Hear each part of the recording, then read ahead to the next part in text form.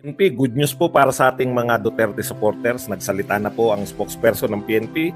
Hindi po huhulihin si Pangulong Duterte dahil wala pong jurisdiction dito ang ICC. Kawawa naman po yung mga nagsasabi, nagpapalaganap na tayo po ay nagpapanik. Wala po kaming panic. No? Yung mga supporter po ni Pangulong Duterte, matagal na po namin sinasabi na hindi kayang arestuhin dahil walang jurisdiction dito ang ICC sa Pilipinas. Okay, kami po nagsabi na panic mode daw po ang mga Duterte. Hindi ko po maintindihan kung bakit po nyo naisip na nagpa-panic mode na yung mga Duterte dahil sa ICC. Kayo yata ay napapaniwala ni Trillanes. Wala po. Ang mga Duterte supporters po hindi po napapaniwala, no? Hindi po napapaniwala yan ni Trillanes. Matagal na po kaming hindi naniniwala diyan kay Trillanes. Ngayon, kung pumasok man yung ICC, pwede naman, di ba? Nagtatago nga eh. Di ba? Kaya lang, para silang mga kriminal, bakit kayo nagtatago? Kung legal ang ginagawa nyo at narito kayo sa Pilipinas, bakit kinakailangan nyo magtago? Ano yan? Pangkriminalidad? Di ba? Open? Dapat, di ba? O eto ng mga ICC, katulad niyang ginawa nung UN rapporteur na akala mo ay Panginoon natin siya. Kung legal yung ginagawa ng ICC, dapat lantaran sila kung mag-imbestiga. Hindi po patago. O pagpalagay na natin na pinagpipilitan. Sabi naman ni Secretary ni Solgen Menandro Guevara, pwede naman sila mag-issue ng warrant of arrest, di ba? Kaya lang ibang usapan na po pag sinabing aarestuhin natin dahil wala nga silang jurisdiction. O nagtatalo-talo tayo, no? Yung mga tambaluslos, dilawan, tuwan-tuwa sila. Yan na, kawawa naman, mahuli na kayo. O ano kayo ngayon? Matagal na namin sinasabi walang jurisdiction dito sa Pilipinas. Matagal na namin sinasabi na hindi pwedeng hulihin ng ating kapulisan. Sino huhuli kay Duterte? No? Ngayon po, nagsalita na yung PNP, hindi namin huhulihin si Pangulong Duterte kahit may warrant of arrest pa mula sa ICC. Bakit? Bakit po? May 51 billion si Pulong? Saan mo nabalitaan niya? Marilu Montero. DPWH yun. Dapat nagtanong ka sa DPWH. Hindi kasi alam ni Marilu Montero. Pasensya na po kayo ha. Babalitaan ko lang itong taga-FB si Montero. Montero, ang may sabi na meron silang 51 billion, yung DPWH, dapat tinanong nyo sa DPWH kung ginawa ba nila ng proyekto yan. Ikaw naman, nagpapaniwala ka. Miski nga yung nag-akusa, hindi naman sinabing kay Pulong. Sa distrito ni Pulong. Iba po yung 51 billion ni Pulong sa distrito. Magkaiba yan, di ba? Yan, sana alam mo, Marilu, kasi pang matalino tong channel na to eh. Okay ba?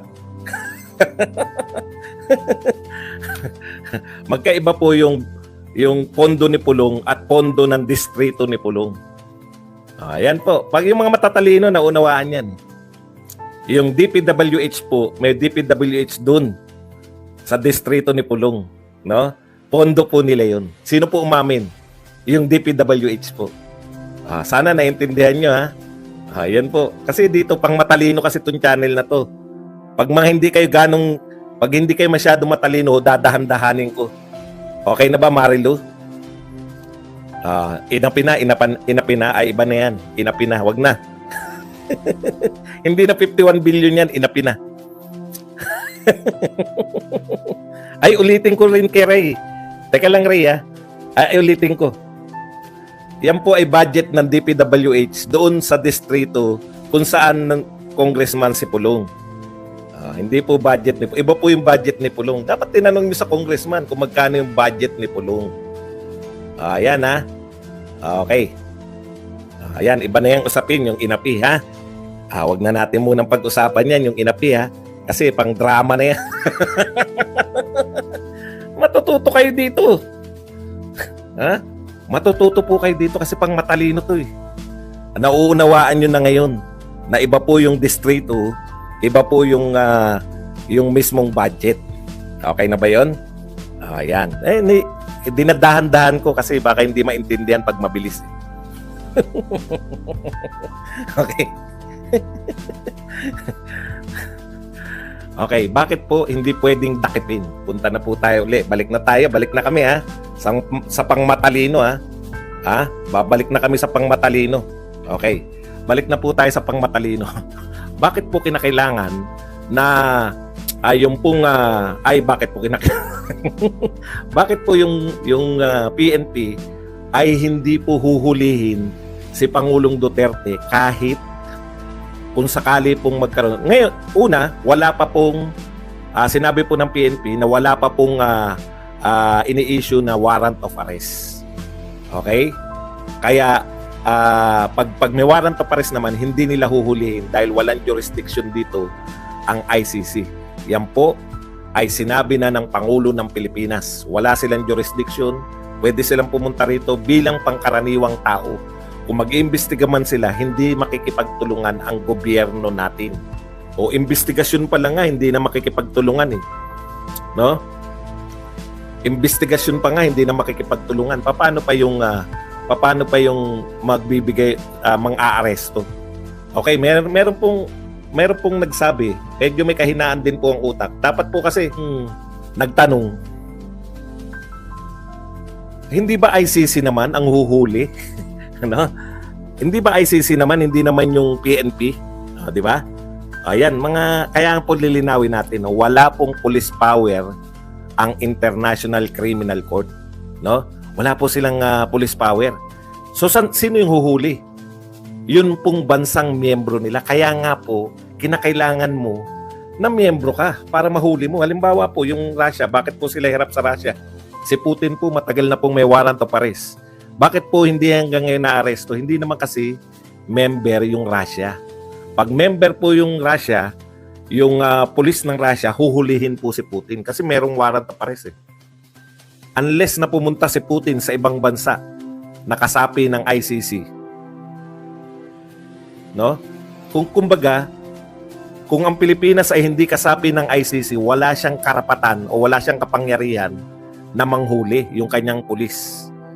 So wala pong ICC pulis sa madaling salita. Ang mag-i-implement ng mga warrant of arrest yung mismong bansa na kasapi. So inuutusan ng ICC yung mga kasapi nilang bansa na hulihin si Putin. Pero sino lukulukong bansa ang pupunta sa Russia para hulihin si Putin? Di ba? Ngayon, ganun din po sa Pilipinas. Ang hinihintay nitong mga dilawan at mga tambaluslos mag-issue ng warrant of arrest. Di ba? Natataranta na kayo, natataranta. Hindi po kami nataranta kahit kailan. Ayaw nyo makinig kasi hindi nyo maintindihan. Bakit hindi nyo maintindihan? Kaya nga kay tambaluslos hindi nyo maintindihan. Di ba? Susuporta ba kayo sa tambaluslos? Eto nga, napakasimple. No? Iniisip nyo na People's Initiative yung yung pinapipirmahan. Huwag nyo sabihin hindi nyo alam na yan na hindi People's Initiative. Wala pong ICC police, wala nga pong police power yan eh. Kaya po sarili mong police yung huhuli sa iyo. Ganun po katalino si Tatay Digong. Nawaisan sila lahat. Hindi po nila naiisip yan noon eh. Ako hindi ko naisip yan kasi ang alam ko, ano muhulihin yan? May immunity. Pero naisip na kagad ni Tatay Digong matatapos yung termino niya eh. Di ba? Kumalas na tayo kagad. Hindi nila na-anticipate yung mga utak ng Duterte. Kaya gulong-gulo sila hanggang ngayon. Tanyo si Sara Duterte ba natataranta? Hindi naman natataranta yung mga Duterte. Gusto nilang ipahuli, sino nga huhuli? Alam nila yan, matatalino yan, mga abogado yung mga yan.